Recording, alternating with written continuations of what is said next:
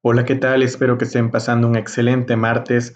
Los saluda su compañero y amigo, el licenciado David, responsable del programa de difusión y asesoría sobre los derechos humanos de las personas con discapacidad. El día de hoy, en este espacio que tengo asignado, pues vamos a estar hablando sobre un tema muy importante que son los enfoques de la discapacidad a través de la historia y legislación. Principalmente vamos a ver la parte histórica de cómo se ha visto la discapacidad a través del tiempo. Y esto es muy importante, puesto que lo que vemos diariamente pues tiene repercusiones, ¿no? Y sobre todo la historia y cómo se ha visto a las personas con discapacidad va teniendo repercusiones y por supuesto que como sociedad pues tenemos, vamos a decirle así, implantados un chip que históricamente viene de miles de años atrás y que la situación que se ha venido presentando sobre temas de discriminación, sobre algunos temas también, pues que las personas con discapacidad han sido vistas desde estos enfoques y que también, pues en algunos casos incluso la han tenido más difícil y esto tiene pues un contexto histórico también, el cual vale la pena analizar precisamente para no repetirlo, ¿no? Bien se dice que un pueblo que no conoce su historia está condenado a repetirlo nuevamente, ¿no? Mientras más información tengamos, por supuesto, que vamos a ir entendiendo estos enfoques y vamos a también tratar de no aplicarlos, de no repetirlos y con esto ir generando una sociedad cada vez más inclusiva. Antes de iniciar el tema de lleno, pues volvemos a hacer las recomendaciones que hemos venido haciendo como que pues hay que quedarnos en casa, ¿verdad? Hay que lavarnos las manos reiteradamente, debemos usar cubrebocas, mantenerlas a la distancia, evitar difundir información que no es oficial, que en algunos casos puede llegar a ser falsa, y atenernos sobre todo y atender las disposiciones oficiales que nos marca el gobierno del estado y el gobierno federal. Cualquier situación, cualquier duda, pues acérquense a ya sea las páginas oficiales para cualquier comunicado que exista. ¿Sí? No caigamos también en pánico y pues sobre todo la información debe ser oportuna y veraz, atendiendo a las fuentes oficiales. Bien, hecha la recomendación que venimos haciendo durante cada emisión pues de este espacio, que pertenece también al programa del Departamento de Gestión e Inclusión Social, que con gusto pues está trayendo esta información para ustedes, para que podamos seguir en contacto, podamos seguir actualizándonos. Y como siempre también les dejo abierto el espacio de la caja de comentarios para que cualquier duda, felicitación, reclamo también, ¿por qué no? Sugerencia también se aceptan, pues me la hagan llegar a través de esta caja de comentarios y con todo gusto, si quieren ponerse en contacto con un servidor, adelante, dejen algún teléfono, dejen un dato, dejen un correo y con todo gusto se les contestará. Bien, ya iniciando el tema de lleno, ¿qué tenemos sobre la discapacidad a través de la historia? Vamos a ver. Bien, ¿por qué es importante? ¿Por qué es necesario involucrarnos? Esto es relativamente simple. Vamos a moverla aquí. Es necesario involucrarnos porque al conocer los derechos, también esto nos permite respetarlos. A lo largo de la historia, las personas con discapacidad han sido vistas con un enfoque, desgraciadamente, de lástima, incluso como una situación mágica o sobrenatural. Ahorita vamos a ir explicando por qué de esta afirmación. Bien, han existido varios modelos, entre ellos pues el modelo donde se habla de la parte mágica. Recordemos que Augusto Comte, por ejemplo, cuando nos habla de los tres estadios del conocimiento, pues nos habla del primero que es el estado mágico o religioso, ¿no? El ser humano busca explicaciones del conocimiento a través de la magia, a través de los dioses, trata de explicar los fenómenos naturales y como no haya una explicación, pues lo primero que puede hacer pues, es atribuírselo a los dioses, ¿no? A deidades. Lo mismo ocurre con esta parte de la discapacidad. la gente no se puede explicar ciertas cuestiones y es más fácil atribuir a un conocimiento mágico y a un conocimiento religioso, como aquí lo vemos en esta aproximación histórica. Su característica es que la discapacidad tiene una justificación en cuanto a la religión y la otra que es muy triste es que la persona con discapacidad casi no tiene nada o realmente no tiene nada que aportar a la sociedad. Repito, esa es una aproximación histórica, de hecho estamos hablando desde Aristóteles, que si buscamos y escarbamos, pues una de sus frases, de una de sus citas es, en cuanto a la exposición o crianza de los hijos, debe ordenarse que no se críe a ninguno defectuoso. Los griegos ven esta parte de la discapacidad como un defecto, el cual debe ser eliminado. Esta parte de considerar que la discapacidad no tiene nada que aportar a la comunidad, bueno, pues tomemos lo que era un enfoque previo. Desgraciadamente todavía se sigue teniendo ese enfoque, lo vemos en algunos casos cuando hablamos de inclusión laboral. ¿Cuántas veces no nos ha tocado que nos acercamos a tocar una puerta, nos acercamos a tocar puertas? Híjole, es que la persona con discapacidad es menos productiva que una que no tiene discapacidad, ¿no? Ideas que todavía tenemos este chip desde los griegos que sigue rondando por ahí en la cabeza de algunos. Siguiendo con las características, se asume que la discapacidad puede ser producto de un castigo de los dioses, un pecado cometido por los padres incluso, por un castigo hacia la misma sociedad que ha obrado mal. Y bueno, pues esta carga debe ser arrastrada por la familia o por la comunidad. Entonces, se puede analizar y se vio la discapacidad desde el punto de vista como un castigo. Bien, ahora tenemos también dos submodelos que se llama el modelo de la eugenesia y el modelo de la marginación. Recordemos que la palabra eugenesia pues significa el buen nacer, ¿verdad? Entonces se buscaba esta parte del buen nacer y también tenemos que la eugenesia se divide en dos partes, una eugenesia que puede ser la parte positiva y la parte negativa. Eugenesia, como les decía, viene del bien o buen origen o buen génesis, en otras palabras, el buen nacer. Se busca fomentar y repetir estos rasgos hereditarios que son deseables, manipulando de manera selectiva a los seres humanos. En otras palabras, si tú eres guapo, fuerte, inteligente, estas personas que practicaban la eugenesia van a buscar de alguna manera que estas características, entre comillas, deseables, pues se sigan repitiendo de generación en generación. Desde el modelo de la eugenesia se considera que la persona con discapacidad es una vida la cual no merece ser vivida. ¿Por qué? Va a haber por diferentes afectaciones congénitas y las personas eran sometidas a infanticidio, que significaba pues que eran las personas eliminadas, eran asesinadas. En otras palabras, simples, asesinato de niños que tenían alguna discapacidad o malformación, como ellos le llaman. La diversidad funcional es vista como una situación de desgracia. ¿Qué podemos decir de esos antecedentes? ¿Por qué estas personas, por ejemplo, los griegos, lo que era especialmente Esparta, por ejemplo, ¿no? Los romanos también, ¿por qué hablamos de que la persona con discapacidad creían que no tenía nada que aportar a la sociedad?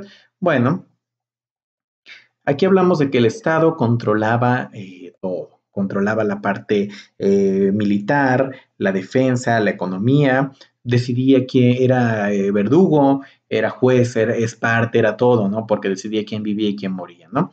Entonces, para ese tipo de sociedades, todo gira en la utilidad para la comunidad. Si hablamos aquí lo vemos en esta imagen, como una sociedad de guerra, como una sociedad, un estado belicoso, entonces cualquier joven, de hecho el servicio militar aquí dice que era hasta los 40 años, recordemos que también la esperanza de vida era mucho menor, o sea, si estamos hablando de que alguien tiene una esperanza de vida a los 35, 40, significaría que en nuestro tiempo, si lo tradujéramos en años actuales, en nuestro tiempo, pues es prácticamente toda la vida. Si el promedio del mexicano es entre los 65 y 70 años, es como si el servicio militar y tuvieras que estar activo en el ejército hasta los 70 años, ¿no? Y todos, parejo, ¿no? Hablamos de sociedades bélicas antiguas, entonces, pues si no funcionabas para lo que vemos aquí, para la guerra, pues simplemente no tenías que aportar a la sociedad. Imagínate, en ese tiempo, siendo un hombre a una edad entre los 12, 14, recordemos que empezaban a entrenar desde muy jóvenes, ¿no? 15, 16, 17, 18, pues tú tenías que servir al ejército, tú tenías que servir a lo que es, pues esta maquinaria, ¿no? Si no estabas dentro, pues ocurría lo que veíamos sobre los infanticidios. Estas personas a sus ojos creían que una persona deforme, que así les llamaban, una persona con alguna discapacidad, pues era alguien que no tenía ni siquiera la calidad de un ser humano. Por ejemplo, ¿qué pasaba en Atenas? En Atenas el infanticidio estaba reservado para los débiles y deformes. Recordemos, esas palabras no son del licenciado David, yo no me refiero así. Esto es un texto histórico que vaya, esto es fuentes que se han venido rescatando y es que los atenienses le llamaban débil o deforme. Sí, se practicaba el infanticidio. Por ejemplo, el método más común era que se dejaba al bebé en una vasija, se le dejaba expuesto en la naturaleza para que, en un lugar inhóspito, para que sea despedazado, sea devorado por fieras. O si llegara a tener suerte, que otra persona lo recogiera. Pero la mayoría de los casos no era así. La mayoría de los casos eran devorados por alguna fiera o por las inclemencias del tiempo iba a morir. ¿Qué pasaba en Esparta? Cuando hablamos de los espartanos, la decisión se encontraba en los miembros más ancianos de la tribu. Más allá de que por un motivo religioso, aquí lo que hacían era practicar la eugenesia de una manera negativa. El recién nacido era expuesto ante un consejo donde los sabios determinaban si esa persona merecía morir o no, si sospechaban que era débil o que tenía alguna malformidad, repito, en sus palabras, en su visión, pues era arrojado a un monte para que pues, fuera, pues perdiera la vida, ¿no? Despeñado. Los romanos pues también tenían una situación muy parecida. Cuando hablamos de los romanos, hablamos de lo que es la res romana, lo que son las cosas, y en este caso los hijos, incluso aunque no tuvieran discapacidad, no eran ciudadanos como tal. Ahorita tenemos muy claro para nosotros el concepto de ciudadanía. Para los romanos el concepto de ciudadanía era una situación bastante compleja. Vaya, no cualquiera podía ser ciudadano romano, tenías que cumplir ciertos requisitos. Uno de ellos era no estar sujeto a la patria potestad. Entonces tenías que ser paterfamilias, tenías que ya tener tu propio domus. Vaya, son muchos conceptos que habría que ir analizando, pero en resumen, no cualquiera podía ser ciudadano. Y si no eras ciudadano, eras propiedad de alguien, prácticamente podías considerar que eras una cosa, y aquí nos lo dice. Los romanos a sus hijos podían venderlos, regalarlos, darlos para que los esclavizaran, etcétera, ¿no? Ellos no tenían estos derechos humanos como nosotros tenemos esta visión, ¿no? El hijo le pertenecía al padre, y hablamos con o sin discapacidad, ¿no? Y tu padre podía venderte, regalarte, etcétera, darte en prenda como para garantizar un pago, ¿no? Ya no hablemos qué pasaba cuando tenía discapacidad. Obviamente buscaba deshacerse de él, porque aquí lo vemos también, lo consideraba un ser monstruoso o un ser impedido o deforme. Entonces, si un padre podía vender a su hijo, aunque no tuviera con o sin discapacidad, si lo consideraba todavía este castigo, pues obviamente se iba a deshacer de él. Vean, aquí tenemos un poco de ejemplos de lo que son ciudadanos, paterfamilias. Otro modelo que aparece es el modelo de la marginación. Deme un segundito. Bien, cuando hablamos del modelo de la marginación, aparece en la Edad Media. Recordemos que el Imperio Romano termina cuando inicia, perdón, el Imperio Romano cae e inicia ya lo que es la Edad Media. ¿Sí? Ya no se practica, digamos que ya se deja a un lado el infanticidio porque empiezan pues también a surgir ciertos ideales. Recordemos que en la Edad Media, en la época del oscurantismo, estaba el conocimiento religioso católico, la Iglesia Católica pues era quien imponía el conocimiento, ¿no? Entonces, a pesar de que pues ya ven mal el asesinar niños, no cambia mucho las cosas no fueron para mejor porque inicia un modelo de marginación también, un modelo de exclusión, donde si bien ya no es necesario matarlos, mucha gente muere debido a debido a las omisiones, a las omisiones del mismo gobierno, del mismo Estado y pues a la discriminación. Es decir, no te voy a matar, pero pues el mismo descuido, pues vamos a tener el mismo resultado. Bien, ¿cómo se desempeña aquí la persona con discapacidad? Bueno, aquí las personas con discapacidad se encuentran en una situación extrema de marginación y adquieren el estatus de mendigo. Se vuelven unas personas con técnicas de mendicidad profesionales donde se exponen los efectos y las enfermedades. Entonces, con esto se buscaba generar compasión para, pues, generar un ingreso, ¿no? Cosa que lamentablemente seguimos viéndolo en la época actual. Por eso les digo que es importante analizar estos contextos históricos para entender lo que pasa en el presente. ¿Cuántas veces no hemos visto a una persona, y no hablemos de discapacidad, a una persona con alguna enfermedad, ¿no? Y si está enferma, es importante que se vea la bolsa de la diálisis. Es importante que se vea la lesión que tiene. Es importante que se vea la falta de la amputación de un miembro, ¿no? Exponer al máximo la limitación funcional para generar lástima, generar compasión y generar un mayor ingreso. Pero esto se dio mucho durante la Edad Media, desgraciadamente en el año 2020, pues lo seguimos viendo, no es algo que haya cambiado mucho, vaya, todavía tenemos esos contextos. Tiene una historia y tiene una justificación. Otra cosa también es, durante este submodelo de marginación, se cree o se consideraba que las personas con discapacidad eran objetos de diversión. Una persona que nacía sin alguna extremidad, una persona con acondroplasia, por ejemplo, mal llamado, hoy en día podemos conocerlo como persona de talla baja, pero mal llamado en ese tiempo, digo en ese tiempo, enanos, se podían convertir también en un bufón que cantaba, contaba chistes, divertía a lo que es la corte en un castillo, ¿no? A la realeza. Entonces, las personas con discapacidad fueron objeto de diversión, ¿no? Exponer su limitación para generar burla. Pasamos posteriormente, ya dejamos la Edad Media, nos saltamos hasta lo que es un modelo médico rehabilitador. Las personas con discapacidad ya no son consideradas inútiles respecto a la comunidad, sino que ahora pues, se entiende que pueden tener algo que aportar, y digo, así lo maneja ese modelo, algo han de poder aportar hasta, esa palabra es clave, hasta que sean rehabilitadas o normalizadas.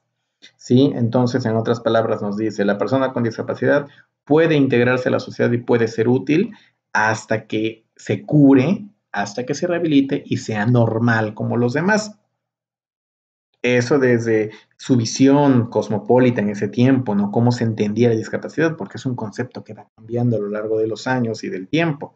Eso es seguro que dentro de algunos años estaremos hablando de otro concepto de discapacidad. Para este modelo rehabilitador, la persona tenía que ser rehabilitada y curada para poder integrarse. Cuando surge a principios del siglo XX, después de la Primera Guerra Mundial, en razón de que muchos hombres son heridos o mutilados durante la guerra, a lo cual adquieren el nombre de mutilado de guerra.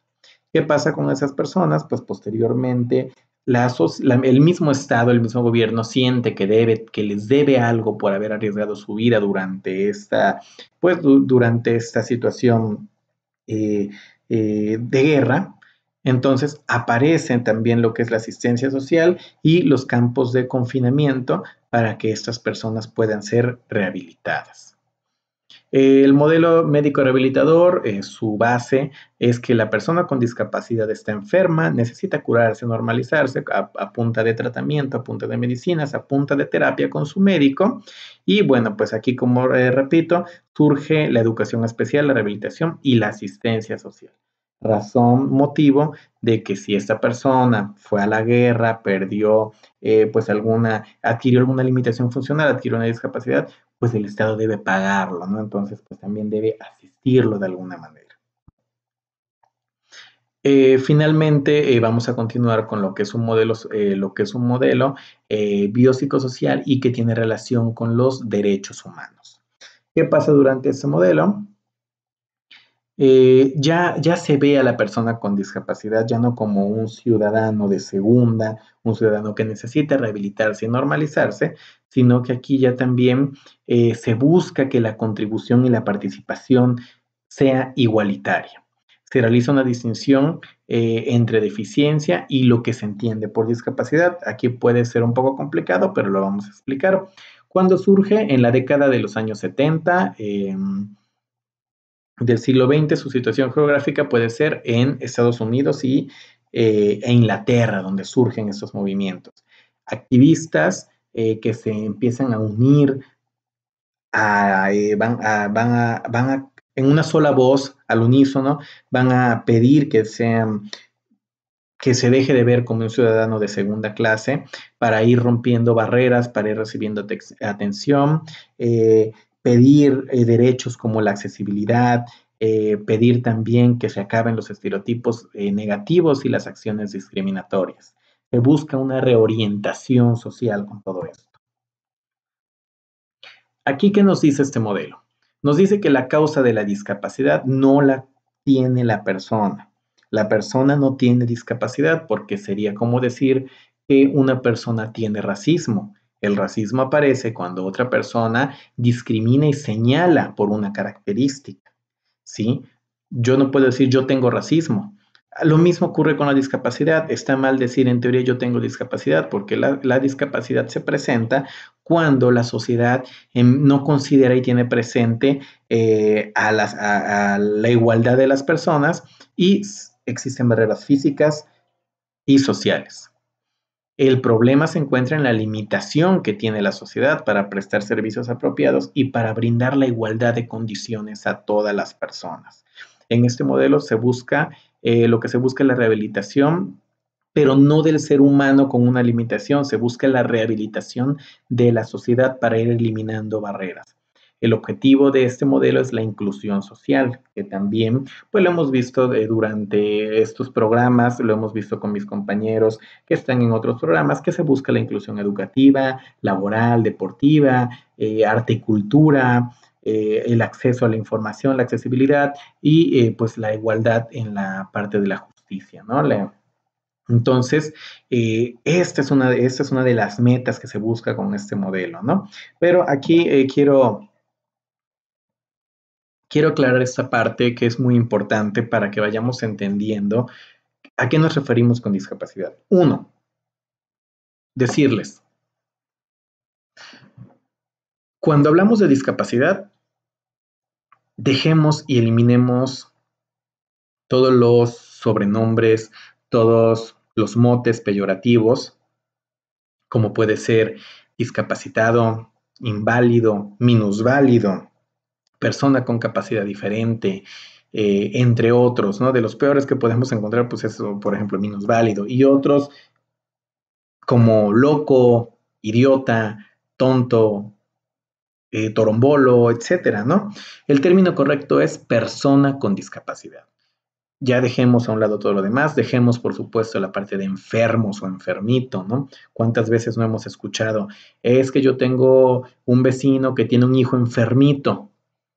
Bueno, pues una enfermedad puede ser el COVID-19, ¿verdad? Pero la discapacidad no es una enfermedad. Entonces, ¿de qué nos habla de qué nos habla este término? Que se necesita una limitación funcional, que puede ser visual, auditiva, motriz, intelectual, entre otras, y se necesita pues un ser humano. Y otro elemento es que la misma sociedad sea la que está imponiendo barreras que pueden ser sociales, culturales, económicas, de desigualdad, de discriminación. Y cuando aparecen estos tres elementos, que es la limitación funcional del ser humano y la barrera, ya aparece lo que es la discapacidad. Mientras no existan esos elementos, claro que hay una persona con una limitación funcional. Aquí nos lo maneja la misma ley, la misma convención, una pérdida o limitación parcial de un miembro, órgano o mecanismo. Pero ya cuando hablamos de discapacidad es que esta persona, aquí lo podemos ver claramente, a largo plazo tenga una deficiencia entre estas que puede ser que le impide interactuar en igualdad de condiciones por barreras. ¿Sí? Entonces ahí ya aparece el concepto de discapacidad cuando lo juntamos. Bien, algunos mitos ya para ir terminando, dejar de llamarle enfermo, que mitos de la discapacidad, el mito es una persona enferma, las personas también con discapacidad no les gustan las etiquetas, no les gusta que la parte de es que es especial, otro término también ser asexuado, que las personas con discapacidad, otro de los mitos es que siempre son muy cariñosas o siempre necesitan que hagas todo por ellas, ¿no? Una persona con discapacidad, otro mito, siempre está feliz, no hay otras emociones que puedan sentir. Otro mito que es un niño eterno, pues también ir quitando todas esas ideas, ¿no? Que si es real, que son personas como tú, como yo, como cualquier persona que esté viendo el video, disfrutan, tienen amigos sin horarios, buscan un mejor futuro, tienen cualidades, hay limitaciones, pero también hay ventajas. Las personas con discapacidad se preparan para la vida, para conseguir un trabajo digno, aporta también mucho a la sociedad y sobre todo que se tienen derechos y obligaciones como tú y como yo. Aquí tenemos, siguiendo con estos mitos, tener discapacidad no es una enfermedad. Aquí se ejemplifica con las pastillas, con inyecciones, con terapia, ¿verdad? Las personas con discapacidad, por supuesto que deben de tener la oportunidad de decidir. No se debe decidir todo por ellas. Si tú estás viendo este video, pues también es importante que vayas tomando esta conciencia. Si estás viendo este video, tienes discapacidad, tomes esa conciencia. Papá, mamá que estoy viendo ese video con un hijo con discapacidad, también denle la oportunidad de elegir, por supuesto que tiene ese derecho. Esto es muy curioso, si no me conoces, ¿por qué me sonríes? A nosotros no nos gusta también, bueno, que nos sonríes es parte de lo mismo, es que es un niño eterno y siempre está feliz, ¿no? Otro muy importante, cuando hables con una persona con discapacidad, dirígete a la persona, no te dirijas a su acompañante, al papá o la mamá, porque a nosotros también no nos gustaría que para tomar una decisión le pregunten al vecino, le pregunten a tu acompañante, pregúntame a mí porque me interesa, porque yo soy quien debe tomar las decisiones.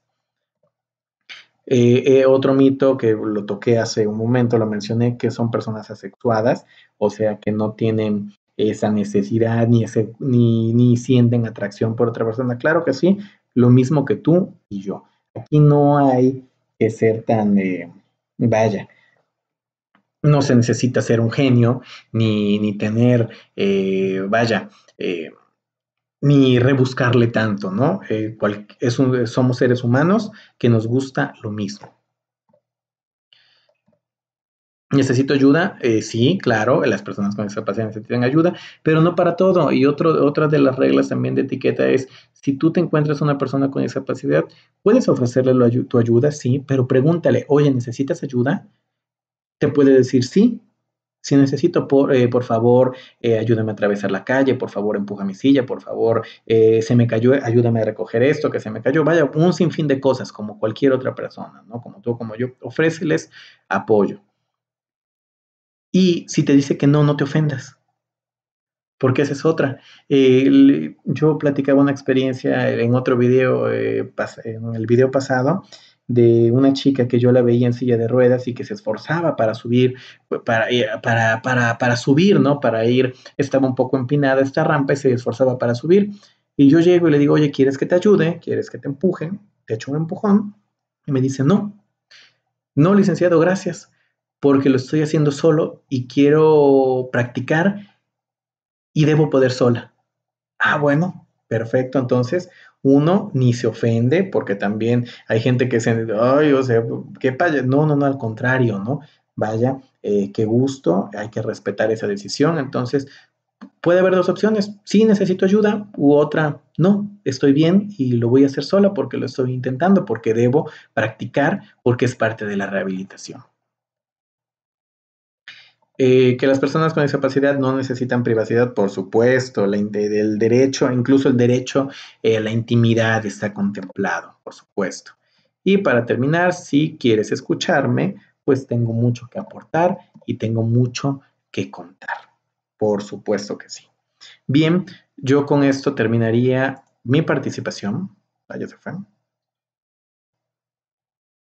Ya fueron 30 minutos, creo que me extendí bastante. Traté de resumir lo más posible, es un tema muy amplio, da para mucho más. De hecho, yo he dado un curso sobre este tema, el cual ha durado hasta 4 horas. Eh, Trato de resumir los puntos importantes, espero de verdad que les haya gustado. Si tienen dudas, si tienen comentarios, por favor, déjenlos en la caja de abajo de caja de comentarios, para que sean tomados en cuenta y con todo gusto pues nos ponemos en contacto. Cualquier duda, felicitación, queja, comentarios, por supuesto que son bien recibidos. Se despide de ustedes su compañero y amigo, el licenciado David, y nos estamos viendo en la próxima emisión de este blog y de este proyecto que se tiene del Departamento de Gestión e Inclusión Social. Gracias.